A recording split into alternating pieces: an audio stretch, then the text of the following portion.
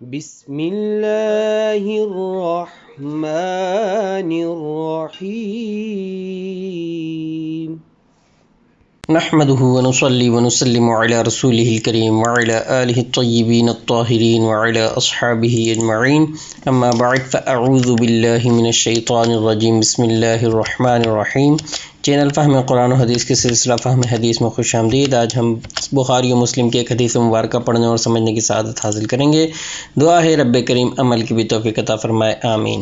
عن ابی ہریرہ رضی اللہ تعالی عنہ عن النبی صلی اللہ علیہ وآلہ وسلم قال كل عمل ابن آدم له إلا الصوم فإنه لي وأنا أجزي به ولخلوف فم الصائم أطيب عند الله من ريح المسك أو كما قال النبي صلی اللہ علیہ وآلہ وسلم۔ حضرت سیدنا ابو ہریرہ رضی اللہ تعالیٰ عنہ سے مروی ہے کہ رسول اللہ صلی اللہ علیہ وسلم نے فرمایا کہ اللہ تعالیٰ فرماتا ہے کہ ابن آدم کا ہر عمل اسی کے لیے ہے، لیکن روزہ خاص میرے لیے ہے اور میں اس کا بدلہ دوں گا، اور روزے دار کے منہ کی بو اللہ تعالیٰ کے نزدیک مشک کی خوشبو سے بھی زیادہ اچھی ہے۔ یہ حدیث مبارکہ حدیث قدسی ہے، یعنی ایسی حدیث جس میں الفاظ حضور علیہ الصلاۃ والسلام کے ہوتے ہیں اور مضمون اللہ رب العزت کی طرف سے بذریعہ وحی یا الہام وغیرہ حاصل ہوتا ہے۔ قرآن اور حدیث قدسی میں بنیادی فرق یہ ہے کہ قرآن میں مضمون کے ساتھ ساتھ الفاظ بھی اللہ تعالیٰ کی طرف سے ہیں، جبکہ حدیث قدسی میں مضمون اللہ تعالیٰ کی طرف سے ہے اور الفاظ حضور علیہ الصلاۃ والسلام کے ہوتے ہیں۔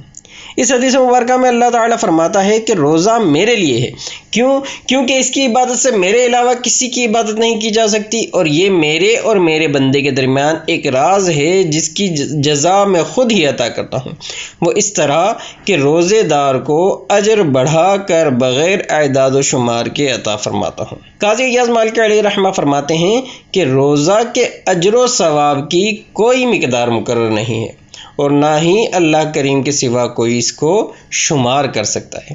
اسی وجہ سے اللہ نے روزے کی جزا کی ذمہ داری خود لی ہے اور ملائکہ کو یہ ذمہ داری نہیں دی۔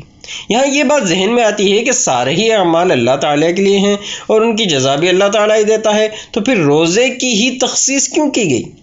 تو وجہ یہ ہے کہ روزہ ایک ایسی عبادت ہے جس میں ریا یعنی دکھاوا نہیں ہو سکتا، کیونکہ روزے کا علم یا تو روزے دار کو ہوتا ہے یا پھر صرف اللہ تعالیٰ کو، اور کسی دوسرے شخص کو روزے کا علم نہیں ہو سکتا، جبکہ دیگر عبادات میں ایسا نہیں ہوتا۔ مثلا اگر کوئی نماز پڑھ رہا ہے تو مسجد میں تمام لوگ جو اس وقت موجود ہیں اس بات سے واقف ہوں گے۔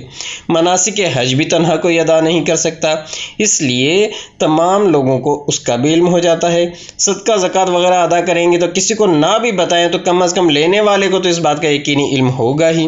اور رہ گیا صرف روزہ، تو صرف روزہ ہی ایسی عبادت ہے جس سے روزے دار کے علاوہ کوئی دوسرا واقف نہیں ہو سکتا، اسی لیے اس میں نام و نمود کی طلب اور ریاکاری بھی نہیں ہو سکتی۔ ہاں اگر کوئی اپنے روزے کا اعلان کرتا پھرے تو یہ بات دیگر ہے۔ دعا رب کریم ہمیں دکھاوے اور ریاکاری سے محفوظ فرمائے، آمین۔ زندگی نے وفا کی تو اگلی ویڈیو میں پھر ملاقات ہوگی، اس وقت تک کے لیے اللہ حافظ، السلام علیکم ورحمۃ اللہ وبرکاتہ۔